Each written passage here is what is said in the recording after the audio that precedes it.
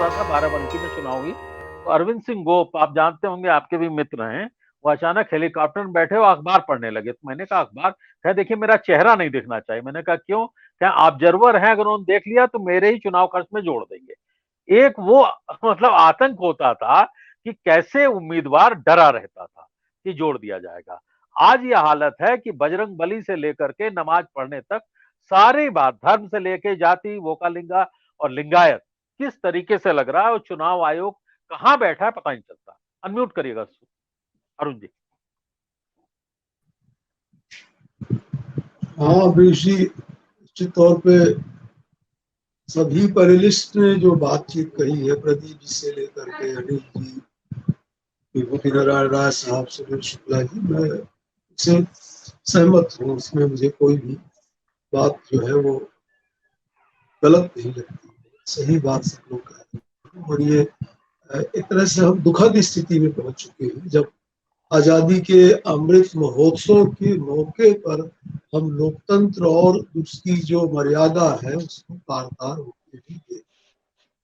और विडंबना ये है कि उसका अब एक ही उपाय बचा है कि जो आपकी जनशक्ति, जो आपकी जो है वो वी द पीपुल, जिसने की संविधान को बनाया है और अंगीकार, वही अगर इसकी रक्षा करने को खड़ी हो तभी कुछ हो सकता है। क्योंकि वी द पीपुल ने जो इंस्टीट्यूशंस बनाए हैं, जो आर्टिकल 324 के तहत जिस चुनाव आयोग की आप लोग चर्चा कर, उसका निर्माण वी द पीपुल ने किया है।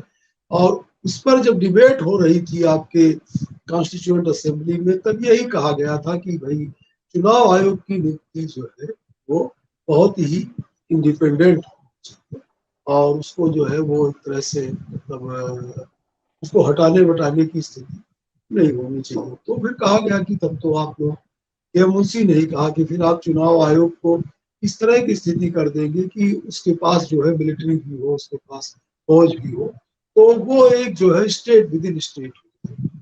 लेकिन हमने नहीं बनाया, हमने इंडिविजुअल पर जो है इंडिविजुअल इंटीग्रिटी पर डिपेंड किया।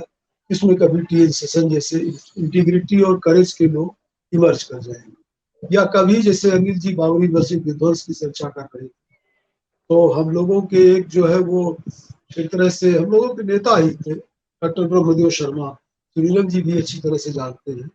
उन्होंने बात बड़े मजबूती के साथ, उन्होंने कहा कि अगर फैजाबाद का डिस्ट्रिक्ट मजिस्ट्रेट अड़ गया होता तो क्या मजाल की बावरी मस्जिद टूट जाती। इतनी पावर्स डीएम के पास होती है, लेकिन अब मुश्किल यह है कि आपके पास पावर्स हैं और आप उनका प्रयोग नहीं करते हो, क्योंकि तो आगे आपको नया पद लेना है रिटायरमेंट के बाद, या आपको तमाम तरह के जो है अपने खिलाफ एडवर्स एंट्रीज का और आपको जेल जाने का और तमाम एक्शन होने का खतरा अब बन गया है। जो स्थितियां बन गई हैं, जिस गुजरात का जिक्र अनिल जी कर रहे थे, उस गुजरात में इतने आईपीएस अधिकारी जो है जेल के पीछे है, उतना करियर समाप्त कर चुके हैं। तो ये जो ब्यूरोक्रेसी में जो टेरर है, तमाम हमारे मित्र लोग मिलते हैं ब्यूरोक्रेसी की बड़ी तारीफ करते हैं, लेकिन मैं उनसे एक सवाल पूछता हूँ कि आज जब लोकतंत्र का क्षरण हो रहा है, लोकतंत्र की हत्या हो रही है और संविधान और लोकतंत्र दोनों को वनवास किया जा रहा है,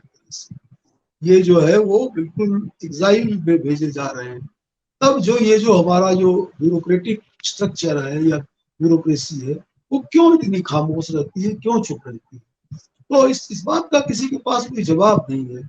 आईएएस के कोचिंग इंस्टीट्यूट्स के पेज पेज भर के विज्ञापन छपते हैं। जो विज्ञापन कांग्रेस पार्टी ने कर्नाटक के भ्रष्टाचार संबंधी विज्ञापन दिए थे, मुझे आईएएस की कोचिंग के विज्ञापन वाले आईएएस की कोचिंग वाले विज्ञापन जो है वो उसी के समतुल्य लगते हैं कि एक तरह से ये भी जो है उस भ्रष्टाचार के सर्किल में शामिल होने की दौड़ है। और ये बात बाद में ब्रह्मदेव शर्मा कहते भी थे कि जो लोग आईएएस और सीएस में रिजर्वेशन की मांग कर रहे हैं वो दरअसल लूट में हिस्सेदारी की। तो अगर हमारी ब्यूरोक्रेसी इस लूट में शामिल हो गई तो फिर बहुत ही विचित्र स्थिति है।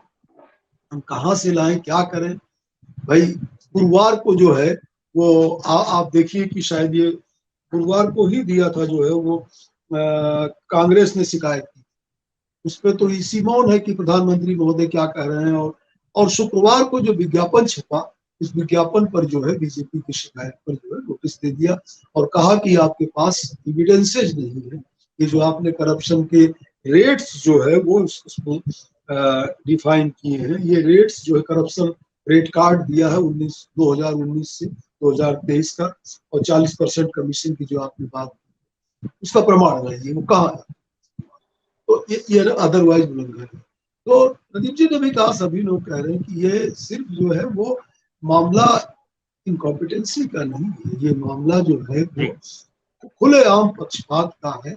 और ये पक्षपात जो है वो लोकतंत्र के लिए, न्याय शब्द जो है हमारे हमारे जो है वो संविधान के प्रियम्बल में दर्ज है, justice, social, economic and political.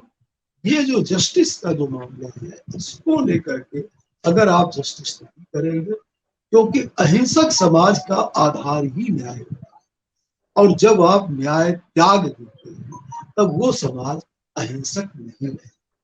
और जो समाज अहिंसक नहीं होगा तो वो समाज लोकतांत्रिक नहीं।